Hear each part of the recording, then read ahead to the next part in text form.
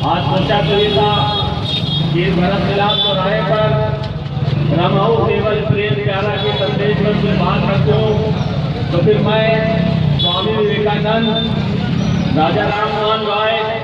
Sir Syed Akbar Khan और Savitri by के बारे में बताऊं। ये वो नाम है कि जिन्होंने धार्मिक होते हुए समाज में सामाजिक अधिकारों से लेकर शिक्षा के क्षेत्र में सुधार का काम करा है। पर जब हम अपने मौजूदा सामाजिक ढांचे को देखते हैं तो यहाँ घर जिसका काम दिलों को जोड़ना था, इंसान को इंसानों में बांटता नजर आता है। और जैसा कि आपने और लोगों से भी सुना होगा, फिर किसी मंच से इंसानियत के मुद्दों पर बात नहीं होती तो फिर कोई गरीबी और भुखमरी पर बात नहीं करता, तो फिर कोई किसानों और मजदूरों की बात नहीं करता, तो फिर कोई अन्याय, अत्याचार, शोषण, उत्पीड़न की बात नहीं करता, और तो फिर कोई सामाजिक सरोकार की बात नहीं करता। हमने किताबों में पढ़ा कि धर्म का मतलब इंसान का विनम्र हो जाना है, और कट्टरता तो कठोरता की ओर ले जाती है, जहाँ क्रूरता ही क्रूरता नजर आती है। साथियों, वो सारे लोग कि जिन्होंने कट्टरता का सहारा लिया वो अंधकार में डूब गए, और जो धार्मिक होकर समाज में काम करते रहे आज उनके नाम जिंदा है, उनके काम जिंदा है। गोंडा की जमीन महाराजा देवी भक्त सिंह की जमीन है कि वो महाराजा देवी भक्त सिंह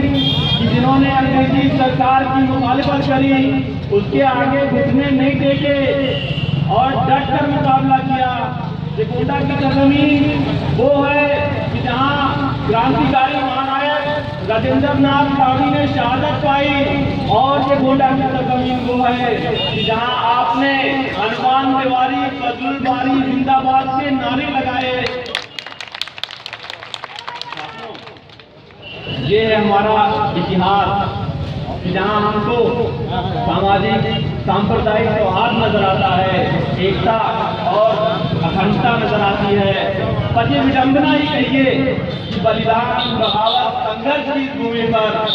जब नेतृत्व की बारी आती है तो वो लोग नजर आते हैं कि जिनका इतिहास क्रांति के प्रकाश में नहीं, अंग्रेजों की गुलामी के अंधकार में डूबा नजर आता है। और इसीलिए वो अंग्रेजों की नीति बांटो और राज करो पर कायम रहते हैं, और उन्हीं के चेले जब यहाँ खड़े होते हैं, पर्दे बदल जाते हैं, वो समाज को बांटने के लिए नारे लगाते हैं।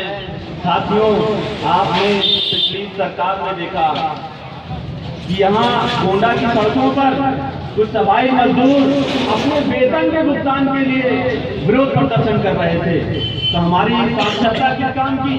हमारी सभ्यता किस काम की, हमारी जागरूकता किस काम की कि जब समाज का एक शोषित वर्ग अपने खून पसीने की कमाई के लिए विरोध प्रदर्शन करता है। तो साथियों, हमारी ऐसी साक्षरता को देखकर बगावत के कवि अदन गोल्डी कह देते हैं कि चांद है तेरे कदम, सूरज खिलौना हो गया, हाँ मगर इस दौर में किरदार होना हो गया। और आपने पिछली सरकार में देखा कि जब लालच बढ़ जाती है तो अच्छाई पर बुराई हावी हो जाती है, और इंसानियत पर हैवानियत हावी हो जाती है, और इंसान का खून जमीन पर गिरने लगता है। और अफसोस तो तब होता है कि जब एक मासूम के कातिल को ये लोग तिरंगा लपेट देते हैं, तो फिर ये बात बोलना कि ये मैं नहीं कहता कि वो वफादार नहीं था या मुल्क की मिट्टी से उसे प्यार नहीं था, पर जो शख्स है एक मासूम की हत्यारा, जो शख्स है एक मासूम का हत्यारा, वो शख्स तिरंगे का तो हकदार नहीं था। हम एक ऐसे सिस्टम में जी रहे हैं कि जहां मासूमों को जेल की सलाखों के पीछे डाल दिया जाता है, और फिर इस सिस्टम से वो बच्चा सवाल करता है कि जो अपनी भूख कूड़े की ढेर में तलाशता है अपने खाने को,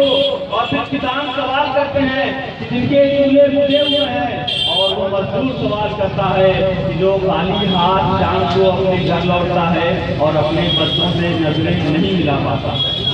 साथियों,